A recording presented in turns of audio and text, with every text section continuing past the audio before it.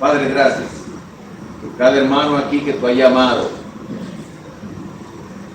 Lo has llamado con un propósito específico, a través del Evangelio, de dar a conocer a Cristo y predicar a Cristo a los que todavía no conocen de Cristo. Señor, permite que ese llamado en cada uno de nosotros sea un llamado efectivo, sea un llamado eficaz.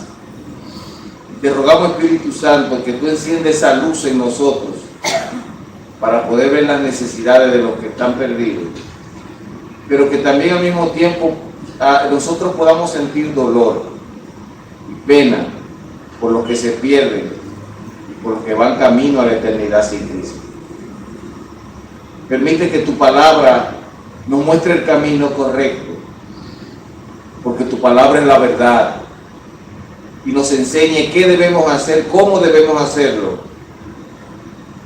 Señor, y que tu palabra nos dé el poder para poder hacerlo y glorificar tu nombre.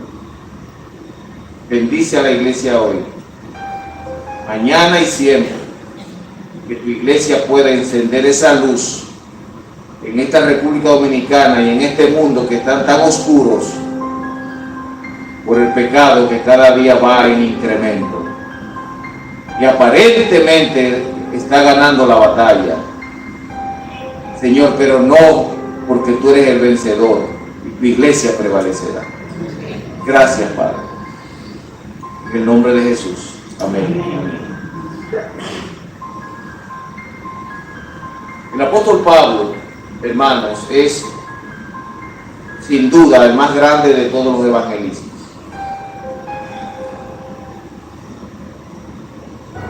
Vamos a ver resultados y a medir trabajo efectivo en el reino de Dios. Entiendo que el apóstol Pablo es el que más lejos llevó el evangelio y el que lo fundamentó en la comunidad gentil. Sabemos claro que el evangelio es una doctrina de Cristo, el evangelio de Cristo.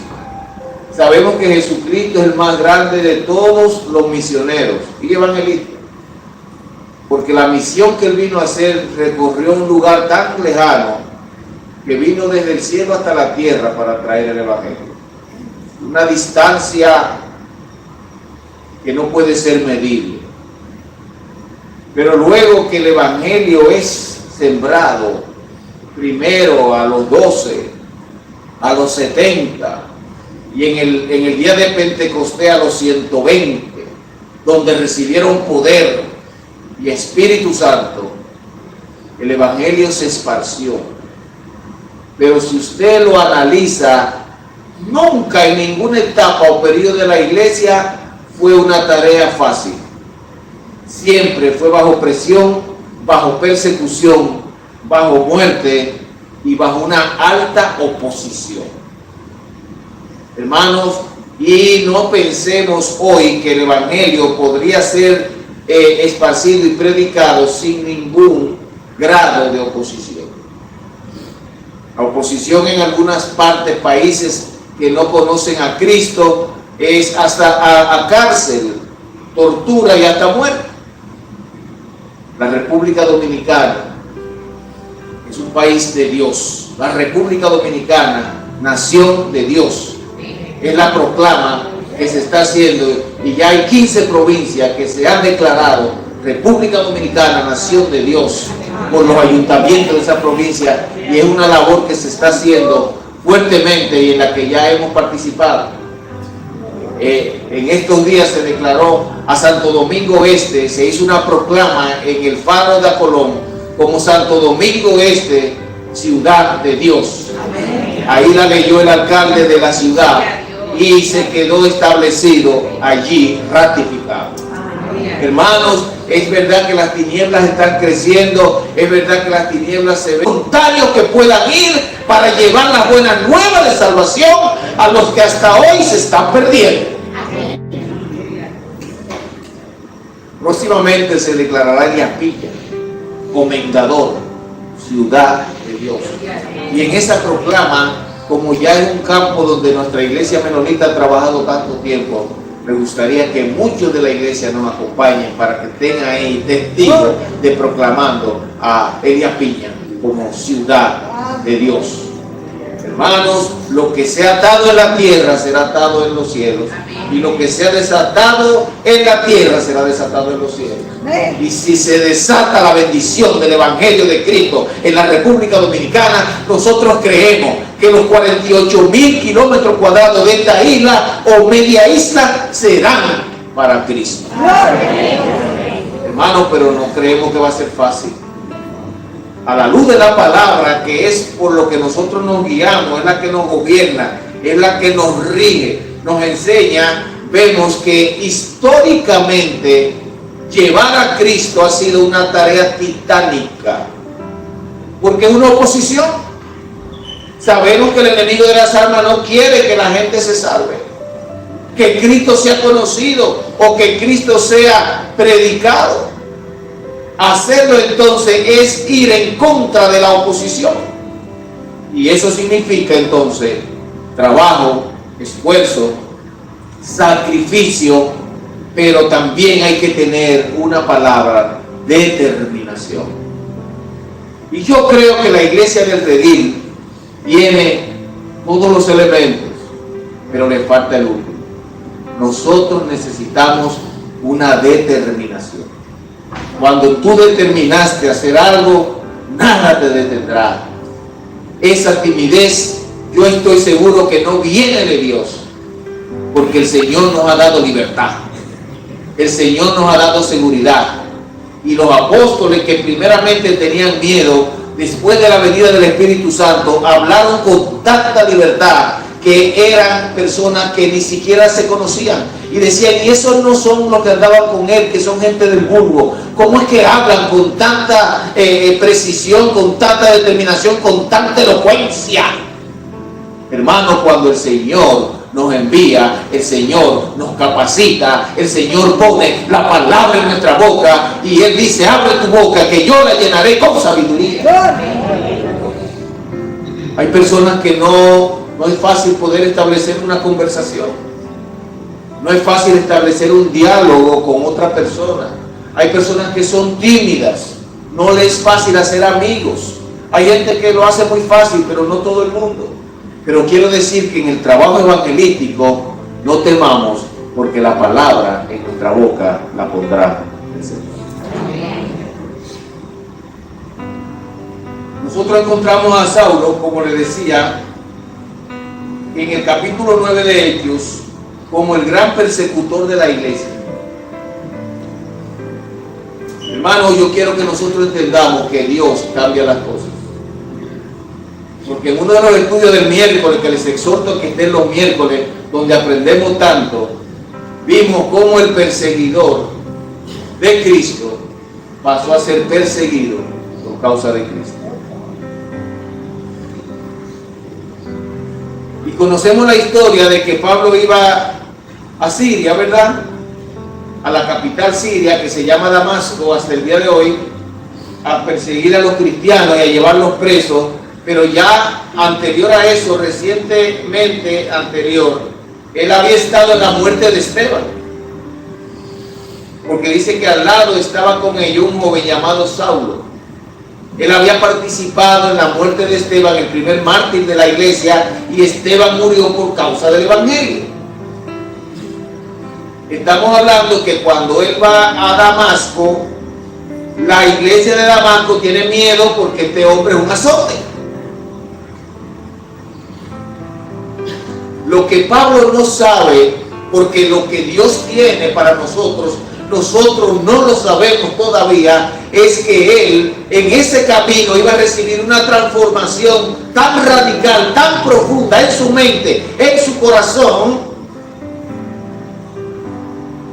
que iba a ser un hombre nuevo y un hombre diferente, transformado en su sentir, en su pensar, aún en su misión, porque la misión era destruir a la iglesia. Y ahí se convirtió en un gran constructor de la iglesia de Jesucristo, el gran apóstol, escritor de todas esas cartas y fundador de todas las iglesias para la gloria de Dios, hermanos, porque Dios tiene el poder para cambiar todas las cosas. Siempre y cuando nosotros vayamos en nuestra fuerza, hermanos, no podremos hacer nada. Nuestras fuerzas son muy pequeñas, se agotan fácil, somos muy lábiles, muy vulnerables. Pero si vamos enviados en el poder de Dios, el Señor nos dará una gran cosecha, porque la cosecha está lista. El Señor nos dará una gran victoria, porque la victoria viene de Jehová. El Señor nos dará las almas, porque las almas son de Él. Y nosotros solamente estamos llamados a recoger la cosecha, como dijo la hermana Irene. La hermana está madura, se está cayendo porque no hay quien la coja. Se está cayendo de la mata. Llega un tiempo que si tú no cosechas, la cosecha se pierde.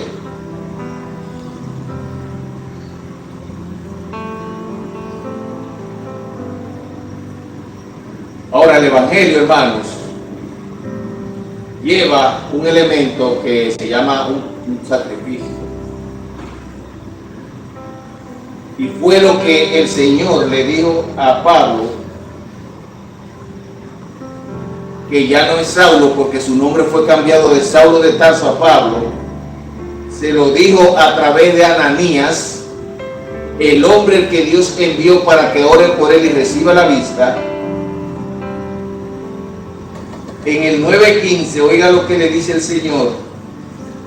El Señor le dijo, ve. A Ananías le dijo Dios que vaya donde Pablo, porque instrumento escogido me es este, para llevar mi nombre en presencia de los gentiles, de reyes y de los hijos de Israel. 16, porque yo demostraré cuánto le es necesario padecer por mi nombre. Yo quiero hacer un énfasis, hermano, en esta parte, porque nosotros somos instrumentos. ¿Cuál es la característica de un instrumento? Parece sencilla la pregunta, es muy sencilla, pero muy práctica. Hermano, el instrumento por sí mismo no puede hacer nada. Tú puedes tener un machete en tu casa, que es lo más común, y lo puedes tener vaciado, como dicen, de afilado. Pero si tú no lo agarras en tus manos para cortar el coco, la mata o el ramo, no hará nada. Hermano, nosotros si no estamos en las manos de Dios, aunque seamos instrumentos útiles, no podemos hacer el trabajo. Entendámoslo, por favor, que solamente será teoría si no es Dios quien nos va llevando, quien nos va guiando, quien nos va moviendo, quien nos va mostrando a quién vamos, cómo vamos. La estrategia viene del Señor.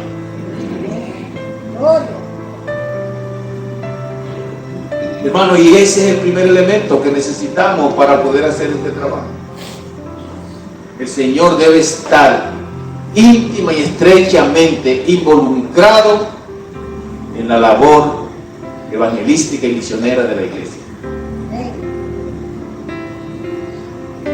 Cuando vemos el mismo libro de los Hechos, el Señor mismo fue que dijo: sepárenme a Bernabé y a Saulo, a ellos sepárenmelo. Y pusieron las manos sobre ellos para enviarlo. Y cuando ellos fueron, la labor que hicieron fue muy efectiva. Miles de almas se cambiaron y se transformaron y fueron llenas del poder y recibieron a Cristo, porque ellos fueron instrumentos en las manos poderosas de Dios para hacer la obra al que el Señor le enviaba. La pregunta es muy importante y sencilla hoy, hermano. ¿Cuántos de nosotros real y efectivamente estamos dispuestos a ser instrumentos en las manos de Dios?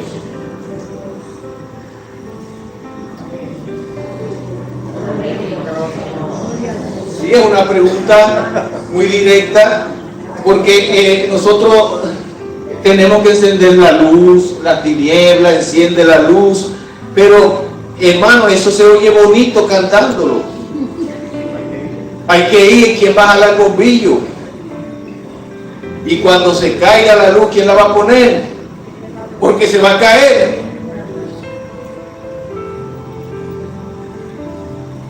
Y cuando vayamos, ¿cómo vamos? ¿Vamos en nuestra fuerza, en una emoción nuestra? ¿O vamos enviados como instrumentos en las manos del Dios Todopoderoso? Hay una necesidad, eso es evidente, hermano. Nada más hay que salir cualquier día en la noche y si es fin de semana más para que usted vea los colmadores. Y la corrupción, y la maldad, y las noticias, y los atracos, y los robos, y la cárcel llena. Necesidad hay. Ahora, ¿cómo vamos a abordarlo? ¿Cuál es la estrategia? ¿En manos de quién vamos? ¿En nombre de quién vamos? ¿Bajo la autoridad de quién vamos? ¿Enviados por quién vamos? ¿Cómo irán si no hay quien los envíe? Hermano, tenemos con esto decirles que tenemos que tener una estrategia de preparación, pero no es algún día, es que eso es más ayer, hermano. Orar por esa visión, por esa estrategia, por ese trabajo. ¿A dónde van? ¿Cómo van? ¿Qué es lo que llevan? ¿De qué manera se organizarán? Serán instrumentos entonces, cuando estemos bajo la mano de Dios, instrumentos efectivos para el reino de Dios.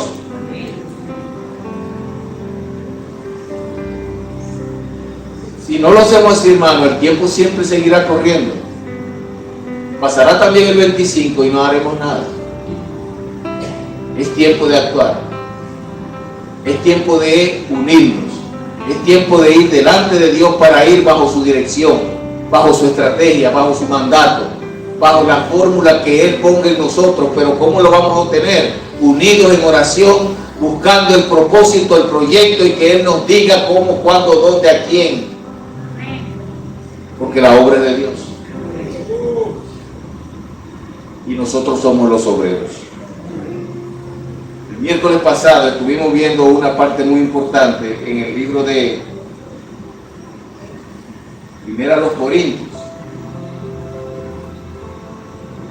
donde el apóstol Pablo le hablaba a esta iglesia de Corintios, y quedamos que seguiríamos hoy domingo el estudio, pero hubiera sido muy bueno que estuvieran el miércoles para oír la primera parte, porque los que sí estuvieron el miércoles estarían muy bien empapados, pero los de hoy tendríamos que darle un pequeño repaso. Hermanos, si una cosa hace daño a la iglesia para que pueda avanzar, y el enemigo la trabaja constantemente a lo interno, a lo externo, es la división. Y a veces hay divisiones hasta porque una mujer o un hombre le gusta el café con mucha azúcar y otro porque le gusta medio amargo. Así es a veces, hermanos, la iglesia como de falta de entendimiento, por cosas triviales. Pero el apóstol Pablo le dice a los corintios en el 1:10 que Cristo no está dividido. Y le manda a decir en el 10, 1 Corintios 1:10, es un ruego que habléis todos una misma cosa. Yo pregunto a la iglesia, ¿qué es lo que debemos nosotros hablar? ¿Cuál es esa misma cosa que nos debe unificar? Porque quiero decir algo, hermano. Sin unificación no hay bendición, no hay proyecto, no hay propósito, no hay victoria.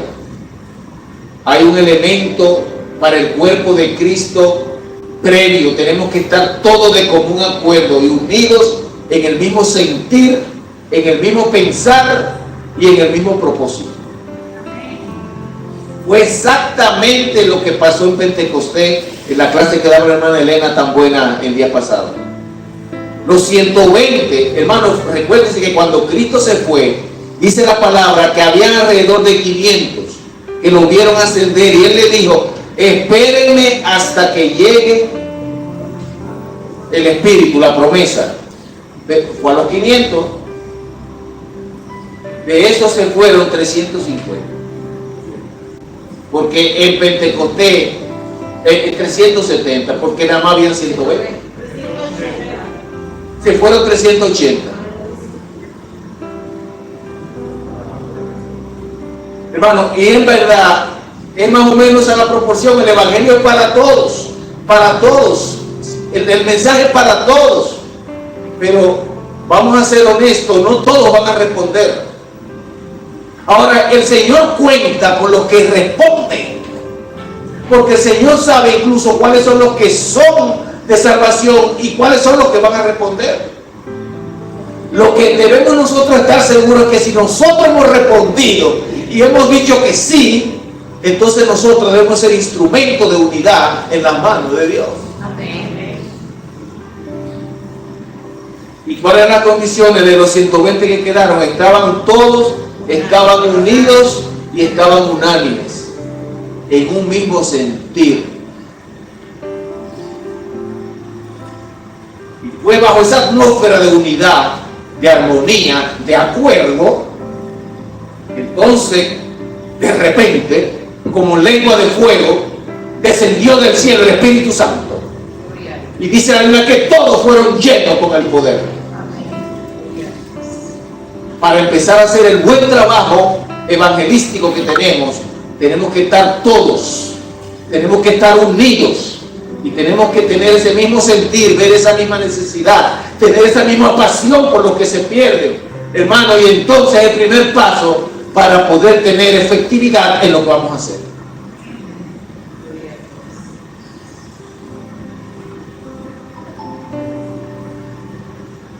Que no pase como en Corinto,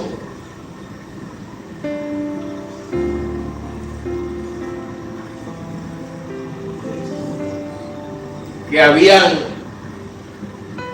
grupos. Dentro del grupo, que es la iglesia, habían grupos. Yo soy de Pablo, yo soy de Apolo, yo soy de Cefas, que es Pedro, y yo soy de Cristo. 4 tendencias, como si fuera un partido político, donde está el grupo de fulano, y los de fulano, y los de fulano, y los de fulano. Por eso es que Pablo tiene que preguntar: ¿está acaso dividido Cristo? ¿Fui yo, Pablo, quien murió por ustedes? Hermanos, nosotros necesitamos, para ser cristianos maduros, verdaderamente tener a Cristo como nuestro Señor y Salvador. Ser todos de una misma dirección, una misma línea. Si hay alguna disensión, porque puede existir, porque cada quien tiene su criterio. ¿Por qué lo llamamos individuo? Porque cada quien es diferente y piensa diferente y su mente es diferente. Hermano, pero tiene que haber un punto donde todos convergemos, y aunque seamos tan distintos, en ese punto tenemos que estar de acuerdo, y es en Cristo, es el unificador. Jamás podemos pretender que cada quien aquí piense igual y tenga la misma perspectiva de la vida o le guste lo mismo, porque somos diferentes, pero en Cristo estamos llamados a ser uno. En eso sí no puede haber dispersión, y eso es lo que unifica a un cuerpo, el que sea la unidad, y la iglesia no es la excepción. Una iglesia unida, una iglesia fuerte, una iglesia que consigue cosas en las que está puesta de acuerdo, en un mismo sentir, en un mismo espíritu, con una misma mente, un mismo enfoque y una misma visión de la realidad. Claro que debe estar dirigida por los líderes, pastores, diáconos, maestros, que la guíen a través de la palabra. Porque si estamos unidos en otra cosa que no sea la palabra, el Señor ni siquiera está ahí. Dios está donde está su palabra. Él es la palabra. Es por la palabra. Dios respalda su palabra en todo tiempo. El que anda en la palabra nunca quedará en vergüenza, porque Dios no va a dejar su palabra por el suelo.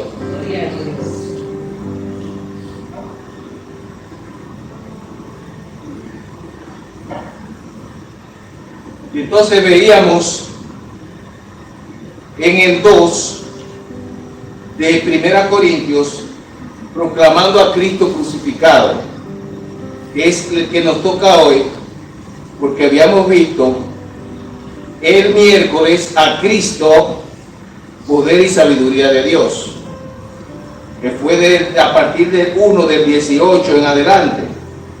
Y quiero así rápidamente, para los que no estaban, ponerlo más o menos en contexto. Dice así: porque la palabra de la cruz es locura a los que se pierden,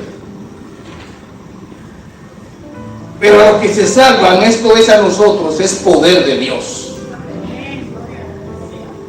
Pues escrito está: destruiré la sabiduría de los sabios y desecharé el entendimiento de los entendidos. En el 20, ¿dónde está el sabio? ¿Dónde está el escriba? ¿Dónde está el disputador de este siglo? ¿No ha enloquecido Dios la sabiduría del mundo? Pues ya que en la sabiduría de Dios el mundo no conoció a Dios, mediante la sabiduría agradó a Dios salvar a los creyentes por la locura de la predicación. Vamos a tratar de interpretar eso a la luz de la palabra.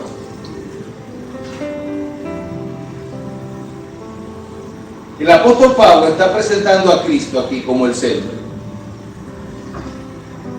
Y de hecho es el centro. Hermanos, dice que si alguno predicare otro evangelio, que sea anatema. Se lo dijo Pablo a los Gálatas cuando querían traer doctrinas erróneas que no era Cristo. La palabra anatema significa maldito.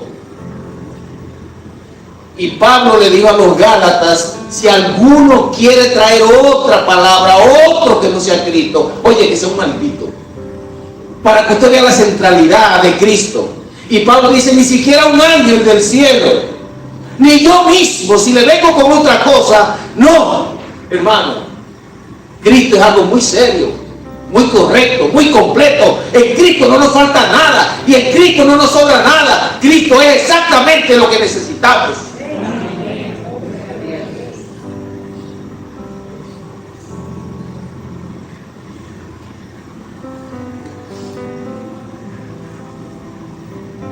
Y entonces el apóstol le está diciendo a los corintios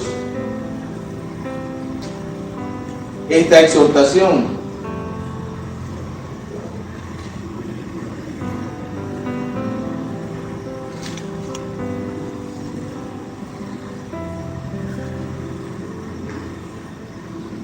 Es muy importante, iglesia, que nosotros entendamos algo.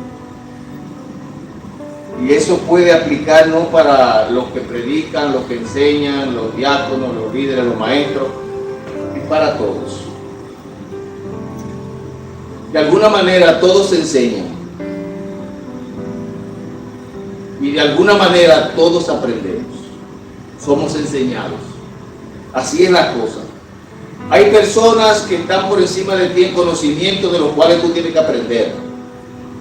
Y tú estás por debajo también de otros que tienen que aprender. Pero tú eres maestro para muchos que no saben lo que tú sabes.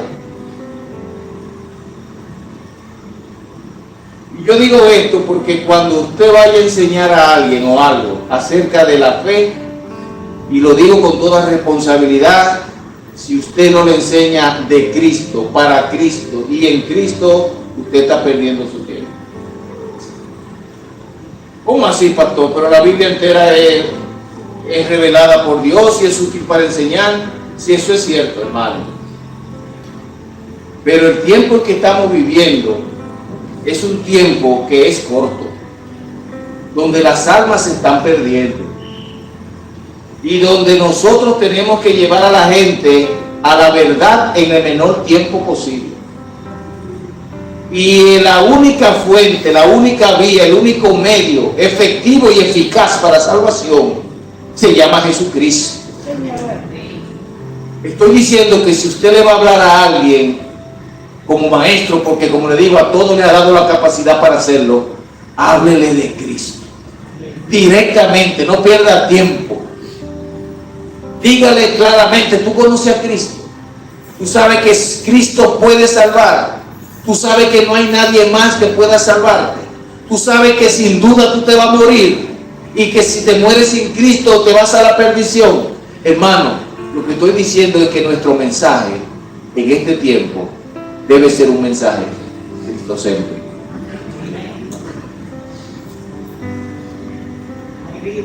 Hay vida en Jesús. Y hermanos, cuando nosotros no lo hacemos así, nosotros mismos estamos dividiendo a Cristo, enseñando otra cosa que no necesariamente es mala, pero no es lo esencial ni lo más importante para el tiempo en que estamos viviendo. Algunos enseñan cosas que ni siquiera están en la Biblia. Sin embargo, en el capítulo 2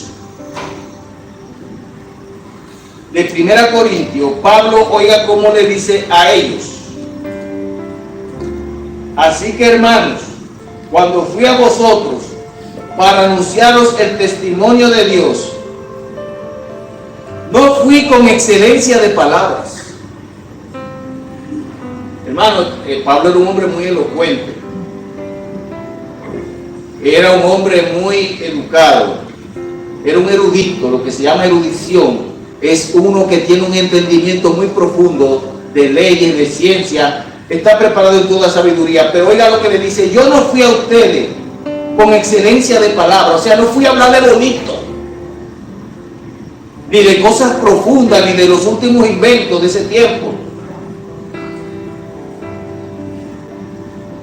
o de sabiduría. Pues me propuse no saber entre vosotros, o sea, para con ustedes, cosa alguna, sino a Jesucristo. Hermano, Jesucristo basta, como dice una canción. Jesucristo basta. Jesucristo es suficiente. Jesucristo es lo que el mundo necesita.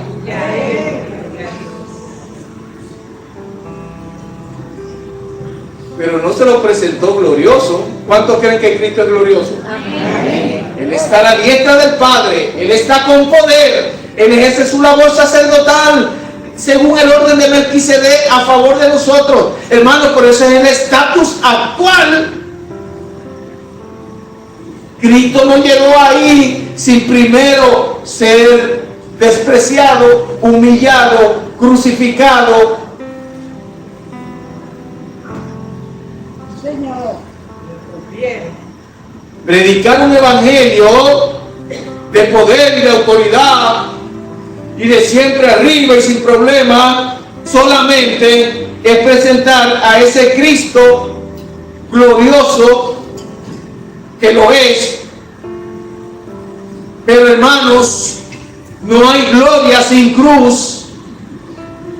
Antes de él ascender, primero fue humillado, y dice que descendió hasta lo más profundo de la tierra, y de ahí luego él fue crucificado, desechado, escupido, desconsiderado, hermano, y luego el Señor lo exaltó hasta lo sumo. Hermano, el evangelio verdadero está lleno de poder y de victoria, de triunfo. Pero también en la otra cara de la moneda de ese mismo evangelio es sacrificio, es renuncia, es muerte por causa de Cristo. Y eso es lo que Pablo le dice. Pues me propuse no saber otra cosa entre vosotros, cosa alguna, sino a Jesucristo y a este crucificado, al Cristo sufriente.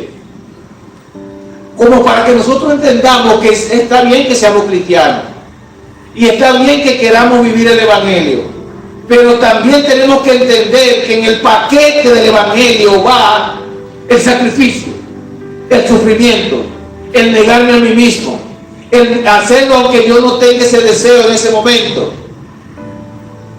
Hermano, Cristo padeció. ¿Era masoquista Cristo? Padre lo envió a morir. Claro, hermana Esther, él se entregó, él se sacrificó, él lo dio todo, pero no es que lo disfrutaba. Él lo sufrió, sufrido, porque fue en carne viva. Entonces, si queremos vivir para Cristo, como dice, si reinamos con Él, si sufrimos con Él, dice Pablo, también reinaremos con Él. Hermano, todas las cosas buenas, yo siempre lo he dicho, llevan un sacrificio. Que tú trabajas, que te está yendo muy bien, que te está ganando un buen dinero. Averigua a qué hora tú te levantas, cuántos años tú tienes luchando y trabajando. Hermano, nada bueno se consigue sin sacrificio. Los problemas son lo único que vienen solos, sin que tú lo estés buscando. Tú no puedes pretender que tú vas a ir al cielo y vas a estar en los lugares celestiales, andando con Cristo Jesús, en los lugares de gloria. Y aquí entonces tú vas a estar sin hacer nada por Cristo. Es verdad que la salvación es por gracia, es verdad que es por medio de la fe, pero también es verdad que los que son de Cristo y los que son salvos andan en Cristo, viven para Cristo, obedecen a Cristo y hacen la voluntad de Cristo, y la voluntad de Cristo es que nosotros alcancemos las almas para Él.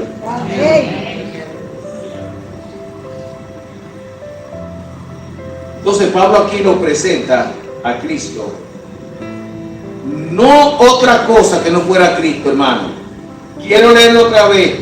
Me propuse no saber entre vosotros otra cosa sino a Cristo. Y hoy nosotros debemos procurar conocer más a Cristo. Pero a Cristo Pablo crucificado, de tal manera que él presentó el evangelio del sacrificio, la otra cara del evangelio. No es de la prosperidad, de la victoria, del éxito, sino la verdadera cara del evangelio. Porque si somos imitadores de Cristo, también debemos, como Él sufrió y fue sacrificado, estar dispuestos a sufrir por causa de Cristo. Y dice en el 4, y ni mi palabra, ni mi predicación fue con palabras persuasivas. ¿Cuáles son las palabras persuasivas? Echa tanto que tú tendrás tanto. Siembra tanto para que tenga tanto.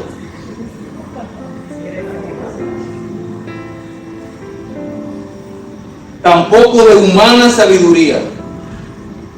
O sea, no de la sabiduría de los hombres, porque los hombres tienen su teoría y su forma.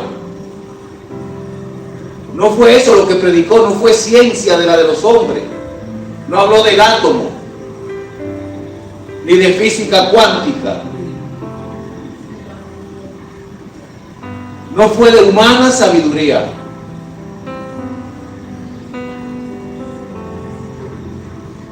Sino, dice Pablo, con demostración del Espíritu y del poder.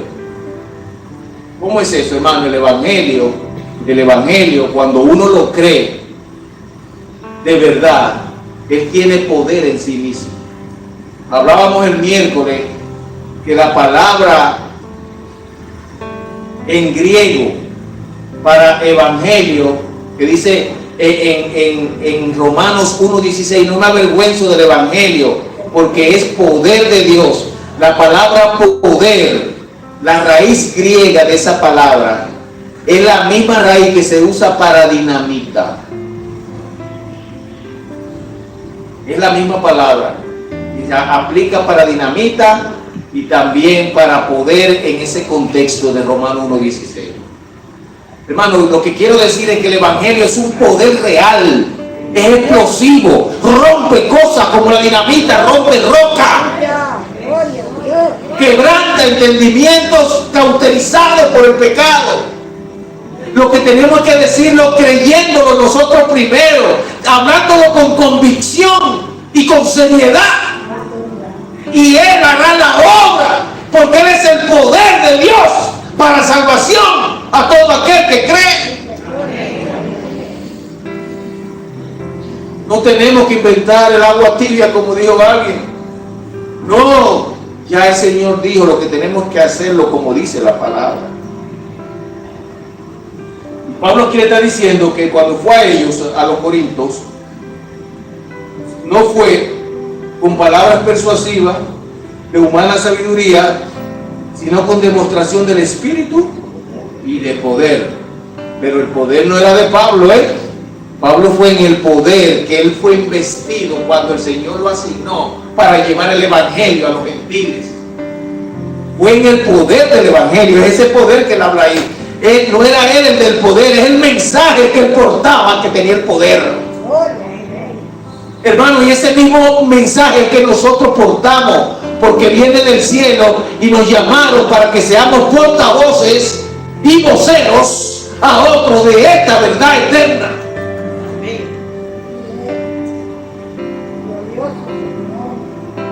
Pero eso tenía un propósito. El propósito era que el enfoque no estuviera en Pablo, hermano. Porque la gente son muy dada a seguir un líder y hasta postrarse a ellos. Cuando leemos la palabra que dice que el Señor enterró a Moisés y nadie sabe el lugar de su sepultura, es porque se sabe que iban a seguir a Moisés como un Dios. Ahora aquí Pablo se está cuidando mucho, porque aquí el poder no está en Pablo, aunque es un hombre preeminente, inminente y súper destacado, es un hombre súper humilde, y es muy característico en los verdaderos hombres de Dios. Si usted quiere una marca de hombres de Dios verdadero, son hombres muy destacados, muy preparados y muy humildes.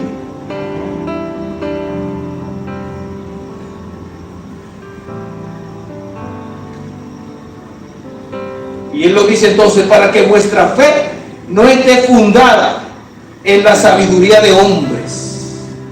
Hermano, ¿y por qué no debe estar nuestra fe en sabiduría humana? Hermana Esther. Que el pecado está en la carne. Y Cristo es santo, hermano, nunca pecó. A ver, ¿alguien más tiene una opinión? Pastor, Sí. el hombre se equivoca, se contradice, Es falible, cambia su postura, es circunstancial. es inmutable. Sí.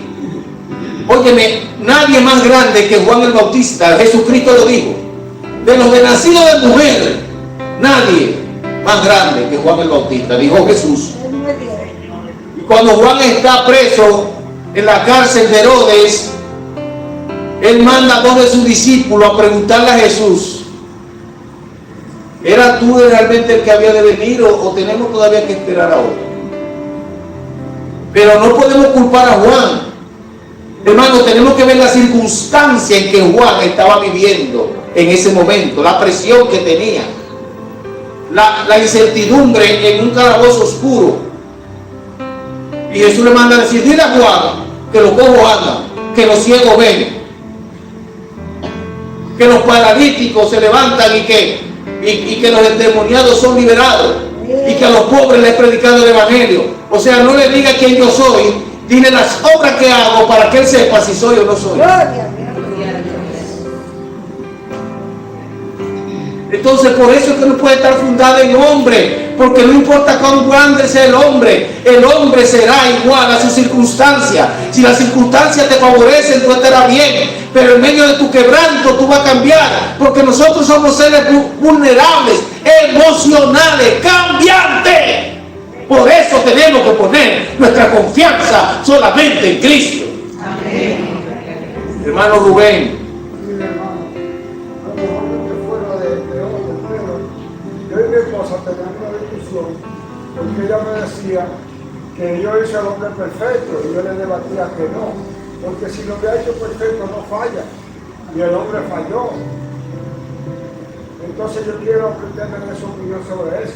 Bueno, la misma Biblia se la explica. La Biblia dice en Génesis: y vio Dios que lo que había hecho era muy bueno, bueno en gran manera. Y hasta ahora bueno no es perfección. Es algo aceptable, pero usted tiene toda la razón. La perfección solamente le corresponde a Dios. Dios es perfecto. Entonces, tal vez la hermana se lo dijo porque Dios dijo que era muy bueno, y a veces, le voy a ser honesto, entre lo muy bueno y lo perfecto no hay mucha diferencia, aunque sí la hay. Sí, hermana. Déjenme parar. Yo les dije porque su palabra dice que Dios nos hizo a su imagen y semejanza.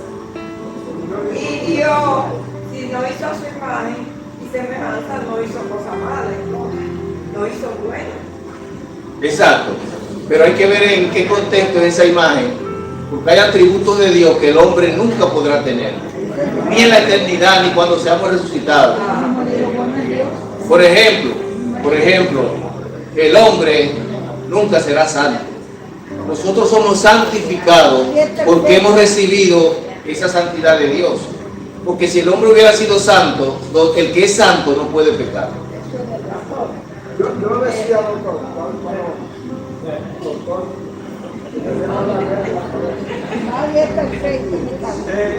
yo decía a ella que Dios hizo al hombre a imagen y semejanza en lo físico. Ahí es donde menos.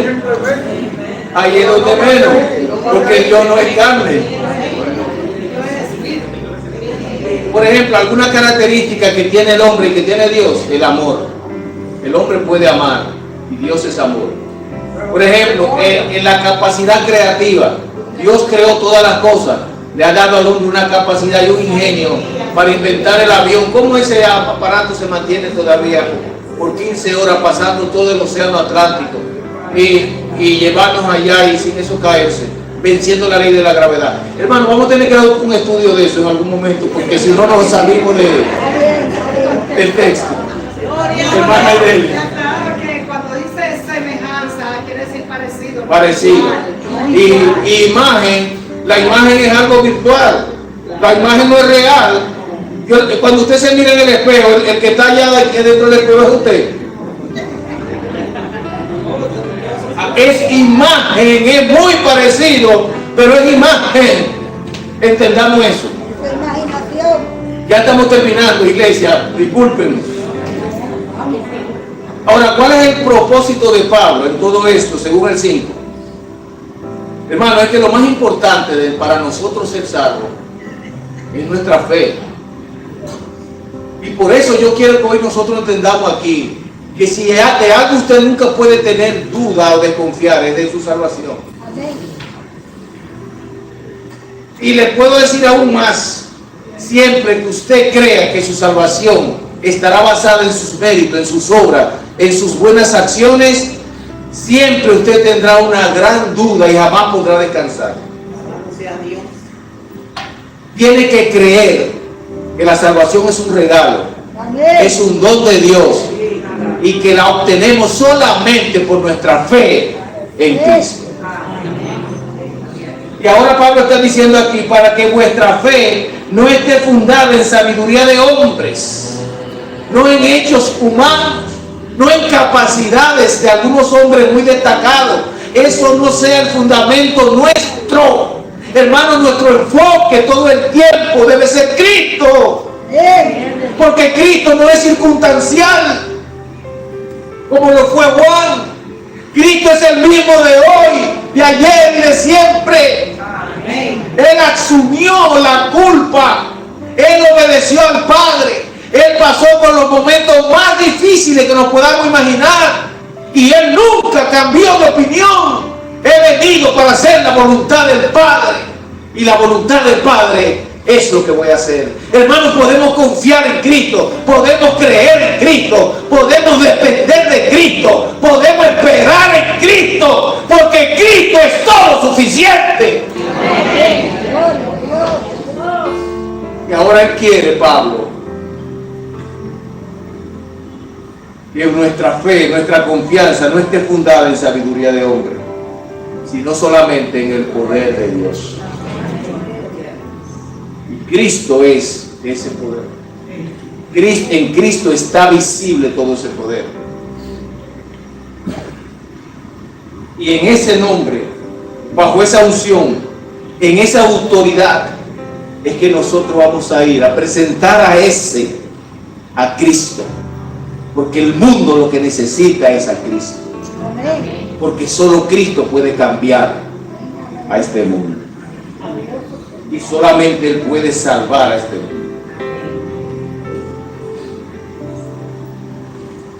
Ya de ahí en adelante, del 5, estaremos siguiendo el próximo miércoles, donde el apóstol Pablo está presentando la revelación por el Espíritu Santo, el Espíritu de Dios, que es el mismo Espíritu Santo.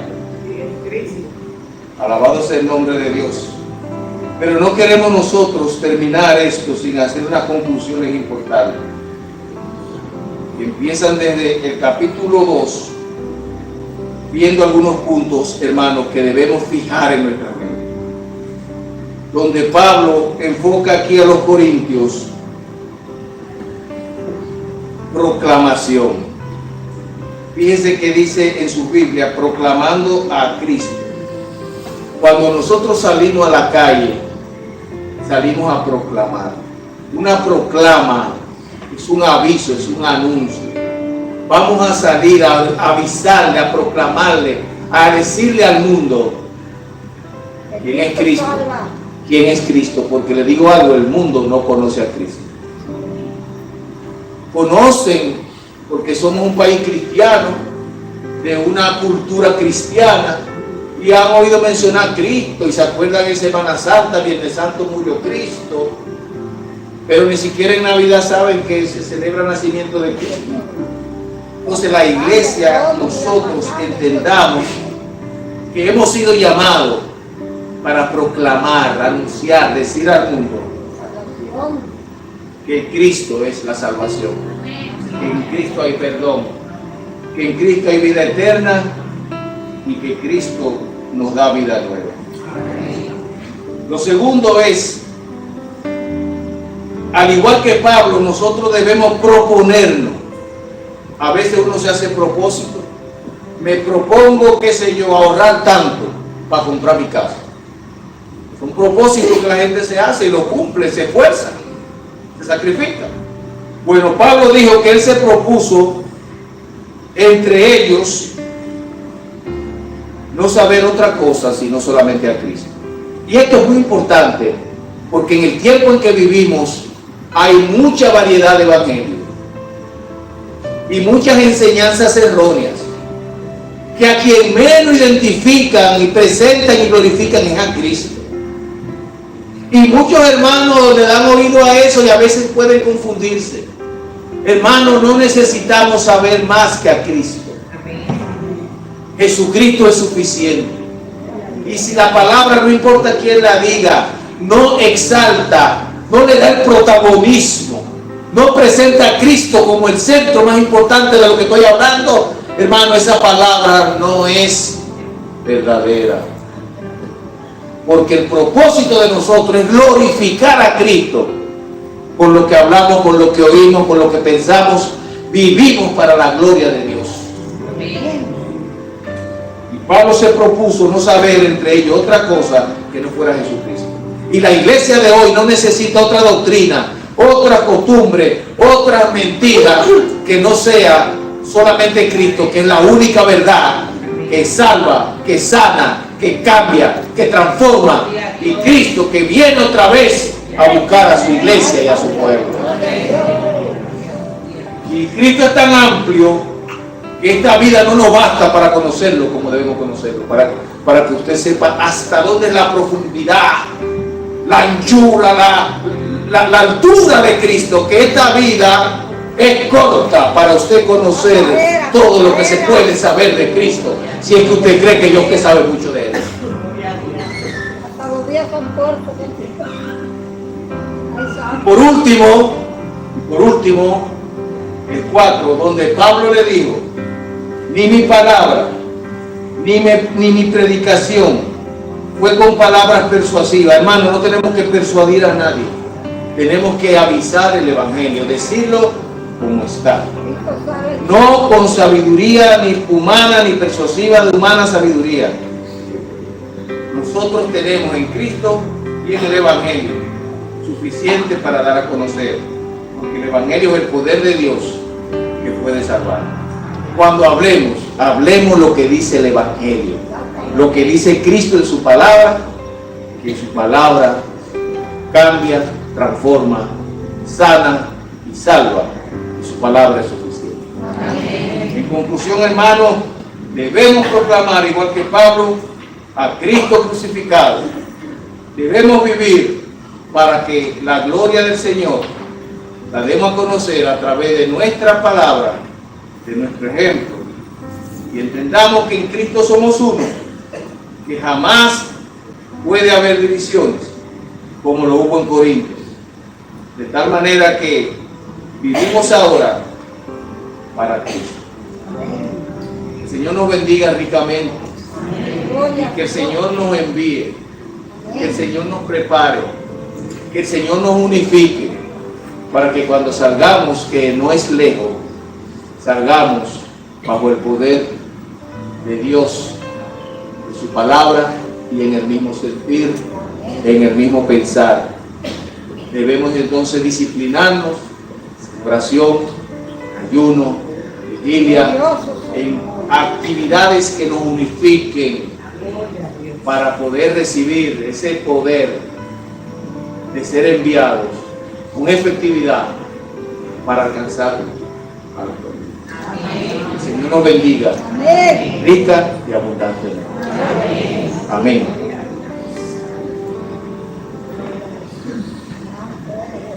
Gloria a Dios.